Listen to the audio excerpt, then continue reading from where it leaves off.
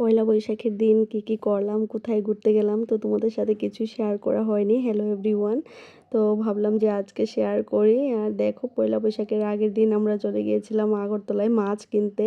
আর দেখেছো মাছ বাজারের আগে কত ভিড়। তো বটতলা বাজারে আমাদের মাছ পছন্দ হয়নি, তো তারপর চলে গেলাম লেক চৌমনি মাছ বাজারে।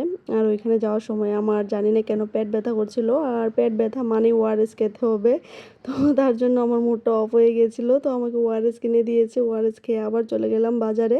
তো এখান থেকে আমাদের জন্য মাছ নিয়ে নিলাম। আর আসার সময় দেখতে পেলাম যে রাস্তার পাশে বিন্নি ডাব বিক্রি করছে, তো 2টা 30 টাকা। আর প্রথমে ভেবেছিলাম যে এত ছোট ডাব হয়তো জল হবে না বা মিষ্টি হবে না, কিন্তু খেয়ে দেখি যে ভীষণ মিষ্টি ছিল। আর ডাবের শ্বাসগুলিও খেয়েছি।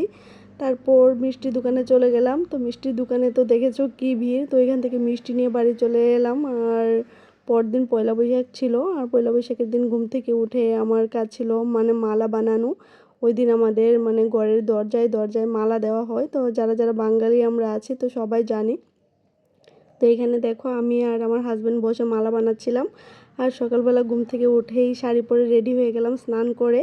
আর এই শাড়িটা মানে আমার শাশুড়ি মা দিয়েছে আমাকে পয়লা বৈশাখের উপহার। তো দেখো এখানে শাশুড়ি মা সব কিছু রেডি করে নিচ্ছিল, আর আমি শাড়ি পরে বসে বসে মালা বানাচ্ছিলাম। আর মানে আমার মনে হয় আমার থেকেও বেশি খুব সুন্দর করে পুজোর কাজ মানে গুছিয়ে করতে পারে আমার শাশুড়ি, আমি ততটা পারি না। আর এখানে দেখো মানে পুতুলগুলিকে খুব সুন্দর করে সাজিয়েছে।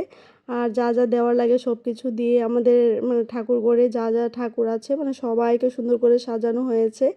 আর তারপর এখানে পুজো দিয়ে দিচ্ছিলো, আর আমি ওকে বলছিলাম যে শুভ নববর্ষ বলো, আর ও এদিকে পোজ দিচ্ছিল।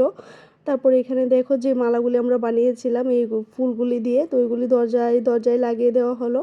তারপর এখানে পুজো শেষ, বসে বসে প্রসাদ খাচ্ছিলাম আমি, আমার হাজব্যান্ড আর আমার একজন মানে ননদ, তো তাদের তোমাদের দেখায়নি। এখানে আমি বসে বসে প্রসাদ খাচ্ছি। আর প্রসাদ খেয়ে তারপর সবাই আবার বসে পড়লাম দই মুড়ি খেতে। আমরা তো 3-4 দিন দই মুড়ি খেয়েছি। আর আমি তো আজকে বাড়ি এসে পড়েছি, গতকালকেও ছিল সকালবেলা দই মুড়ি। আর এই দইটা কেনা ছিল, আমি বলেছিলাম আমার জন্য মানে টক দই নিয়ে আসতে, আর এই দইটা ভীষণই টক ছিল। আর তারপর দই মুড়ি খাওয়া শেষ হওয়ার পর এখানে বসে পড়লো রান্নার মানে জোগাড় যন্ত্র করতে। তো আমার জন্য নিয়েছিল দেশি মোরগ, আর শ্বশুরমশাইয়ের জন্য অন্য মাংস নিয়েছিল। আর দেখো এখানে আমার শাশুড়ি মা, আমি রান্না করেছিলাম ওর জন্য যা যা নিরামিষ খাবার আছে ওইগুলি আমি রান্না করেছি।